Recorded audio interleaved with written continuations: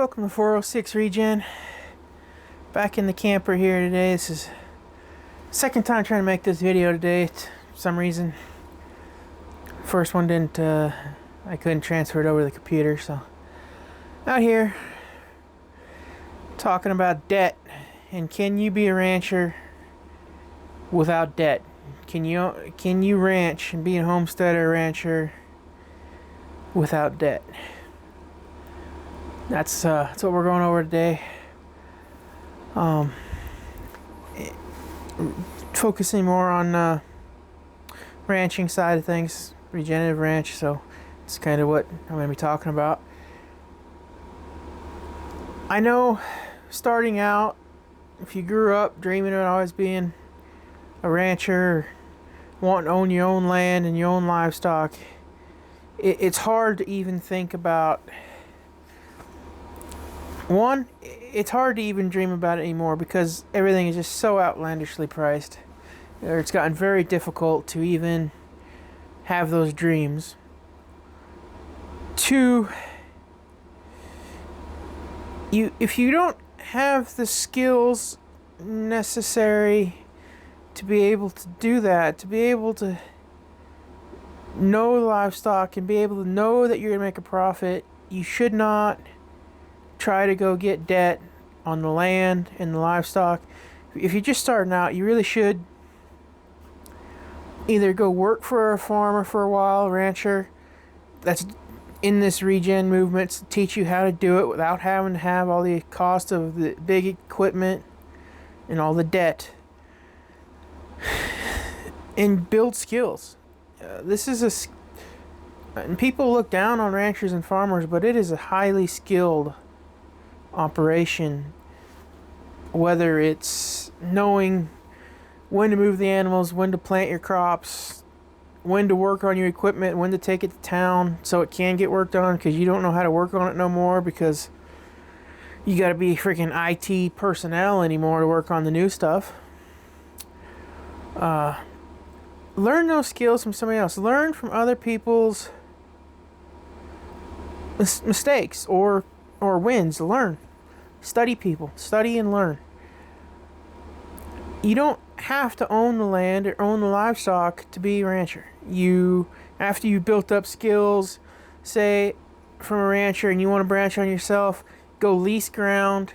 You've built up a portfolio of, I've worked at such and such place for so long, I know how to run livestock. You can get custom grazing livestock brought in to where you can manage them like you own them.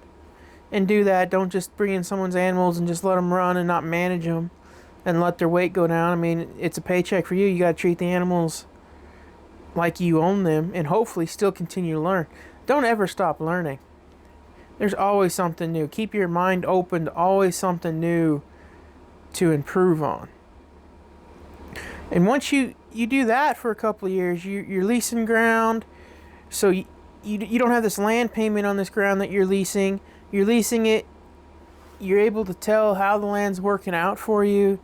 If the land's working out for you, you might decide to up and move states. Maybe you get tired of where you're at and the weather, or it's whatever. It just ain't working out. Now you got a mortgage and a place you're trying to sell to somebody dictating when you can or can't move. If you got a lease and you paid for your lease, you can back out of a lease a heck of a lot easier than you can calling up the bank and saying, hey, the place is yours, I'm done. I mean, you can't do that. They want their money. You're not going to be able to back out that easily. Same with livestock. You go to a banker, you borrow all the money to get your livestock. Well, now you don't have any power over when you can sell those animals. At a certain point in the fall, when everybody's selling the cows, the banker's going to call and say, why you still got your cows? Well, cow prices are down. Livestock prices are down. I don't want to sell right now. Well, no, you're going to sell now because this is where everybody's selling at. Now you sell your animals. Maybe you got lucky. Most times you don't. Most times when they call out that you want to sell, it's about as low as you can get. And now you sold all the stuff and you still owe the bank money. That's a bad place to be in.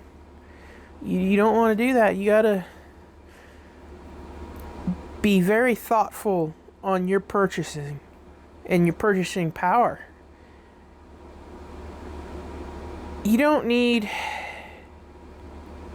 Once you break it down, once you break the management down to a place, there's not really a whole heck of a lot you need to be able to make money ranching. In theory, you need to be able to manage ground, manage livestock, and a few tools to go along with that. Out here, you know what, that'd be a fence charger, a high tensile wire, step-in post, poly wire, water trough, and water. And now you're able to manage livestock. That's a pretty simple list. It's us as people that make it more difficult on ourselves while at the same time telling ourselves we're making it easier. Don't buy a new pickup. There's no reason. There's a lot of ranchers around here that they got brand new pickups with, so you know, it's got to be a dually, diesel. You know, there's 80 grand in a pickup truck. Now, well, I need a bale bed, a brand new bale bed that you can use to move hay with. It's 20 grand. Well, now that $8,000 pickup, it's 100. Those livestock didn't ask you to spend 100 grand to be able to move a little bit of bales around, if that's how you have to do it in the wintertime. You can go buy my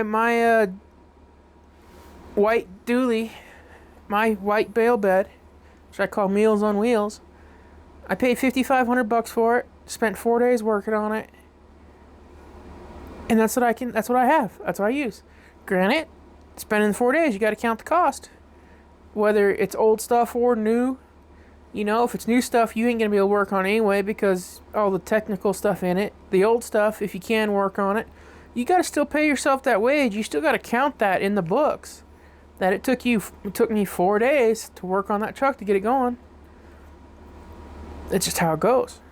The more stuff you add to the system, the harder it makes it on yourself and the stress. Out here, a lot of ranchers, which I'm assuming is pretty much around the U.S., once it comes December, they've sold their calves. They're dumping all their money.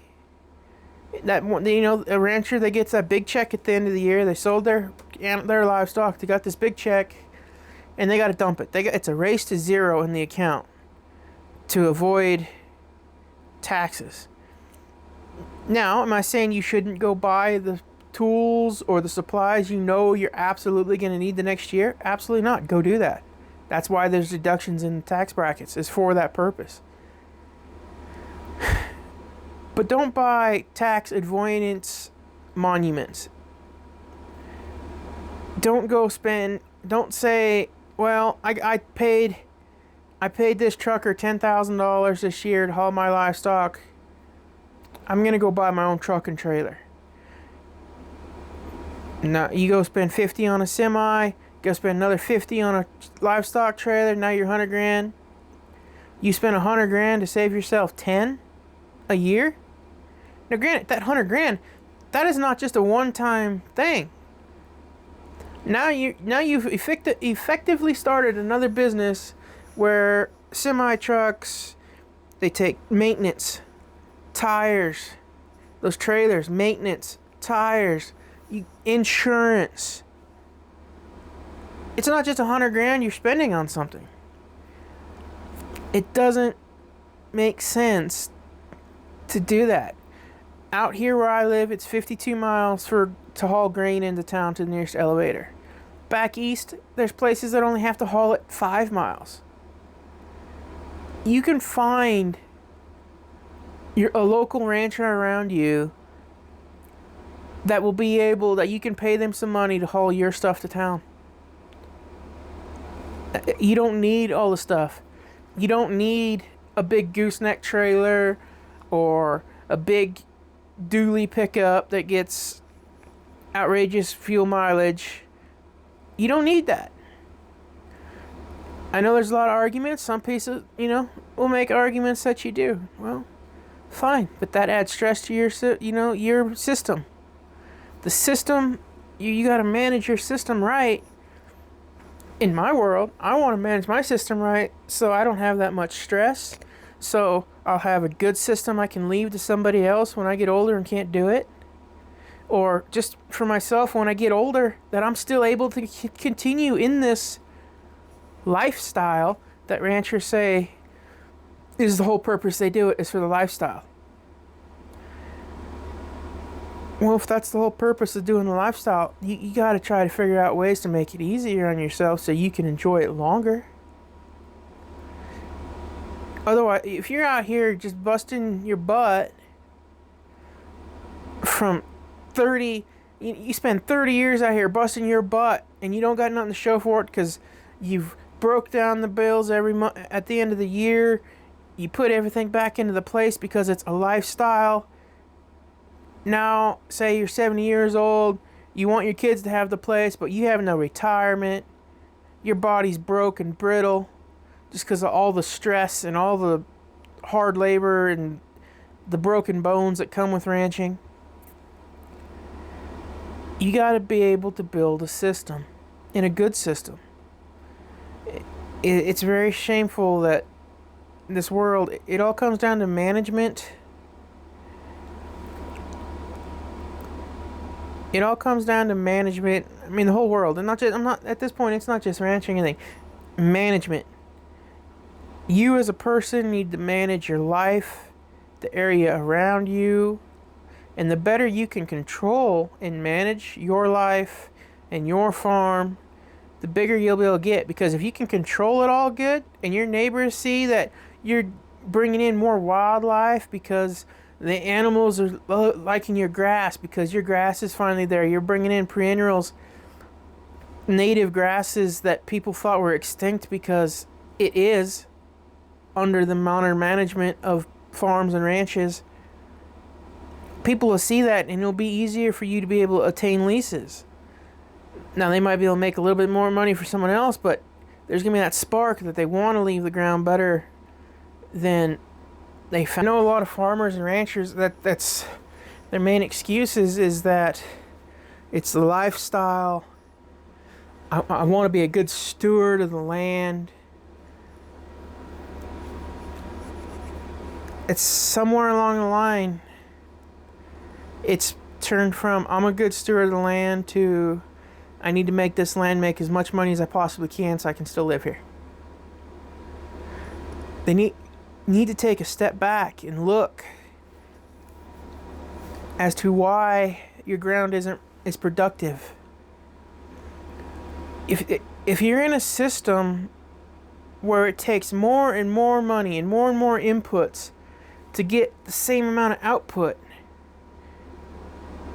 you're in a failing system. You're not going to be able to sustain that.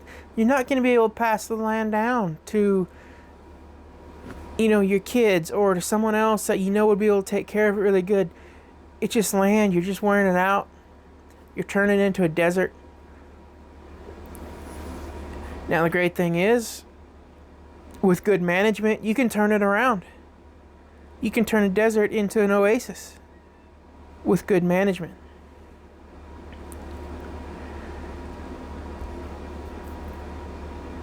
Now, debt is something that everybody has to make the decision on for themselves, on how much they want, if they want it, if they don't. I am more risk adverse. I try to think things through, and I don't like the stress of the debt. My brother and I, we was up to about $78,000, and we dug out of that, thankfully. Being debt free, there's a freedom that you have that you don't have. It's hard to explain. There's a weight on your shoulders, even if you don't really know it's there. Once you pay off that last bill and you realize, I'm debt free. I don't, I own this place now. I own this vehicle. I own this house. It's mine.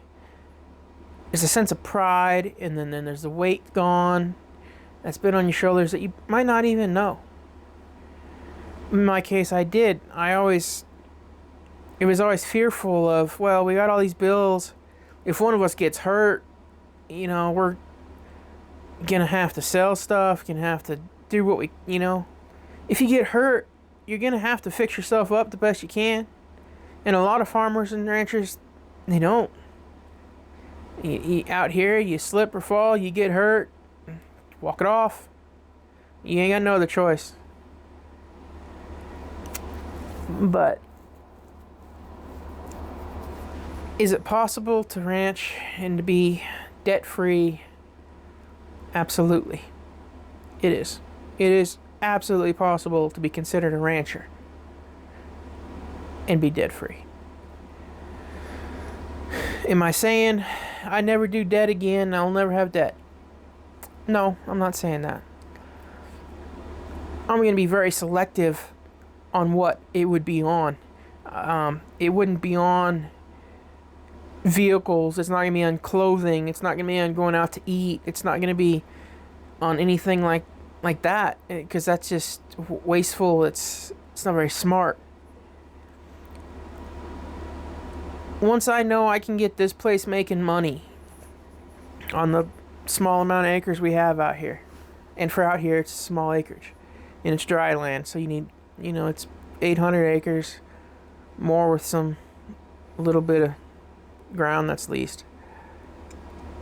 Once I know we can make money on this and make it profitable, so there's no pie. The government's not in. No one else's hands are in the pie that you get at the end of the year for selling your livestock, and you can manage it good. Your livestock brought you so much, cost you so many dollars per head. You made so many dollars per head. In your area, if you go to lease a place, it's going to cost me this much. I got to bump up production by this much, and you can make a profit.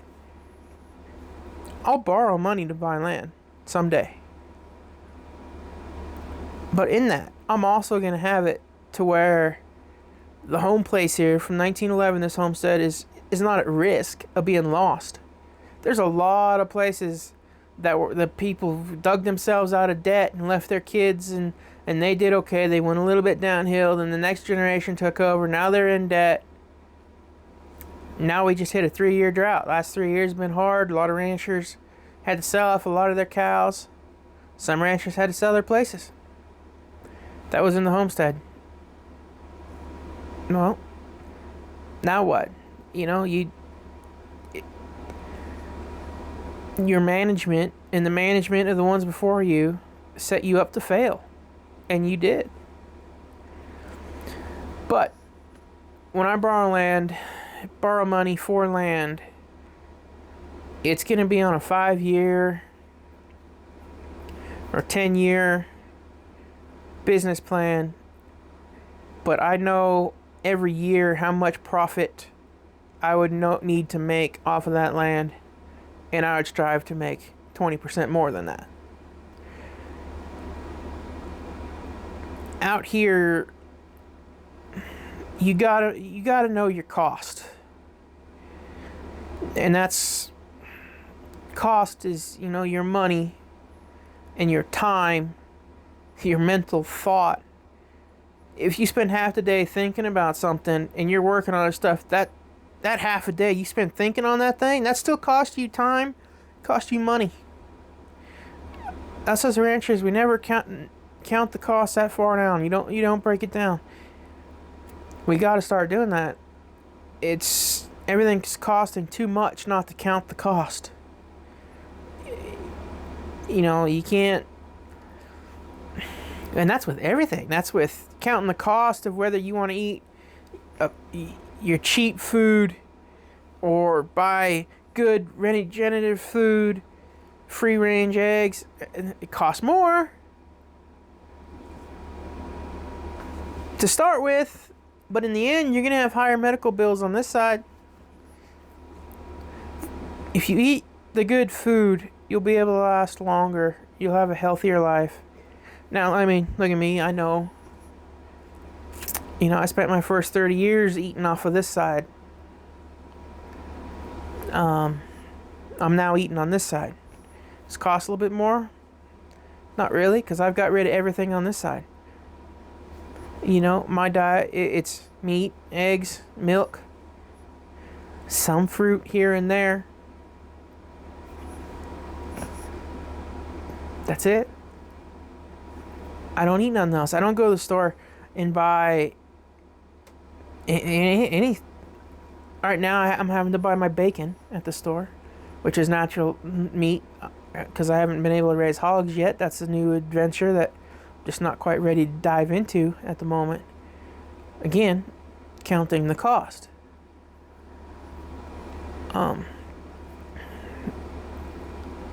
But yeah, management. I guess the word of the day is management. You either got good management or bad management, and no management is the same as bad management. I mean, it's black and white. Good, bad. That's all there is to it. The longer you can stay in the good side of management to get the ecosystem and the whole system on your place building, the better you're going to be. And you'll be so much further along if you've taken the time to learn the skills to be able to know what good management is and to be able to produce that on your place. You'll be so much further along than the ranchers down the road that they've worked their whole lives there, maybe for generations, and have never sat down and thought about it. And you know, they're just doing things because this is how daddy did it, it's how granddaddy did it, it's how this family does it, we're not doing nothing else. That bullheadedness, that ain't working no more.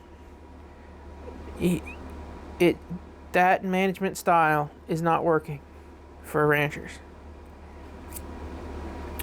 So anyway, alright folks, that was a second time I did this video. I guess I could probably shorten it up a little bit this time, but it is very possible to be debt free and to live on a place of your dreams and build a place without all the stress and the weight of the world on your shoulders. Have a good one.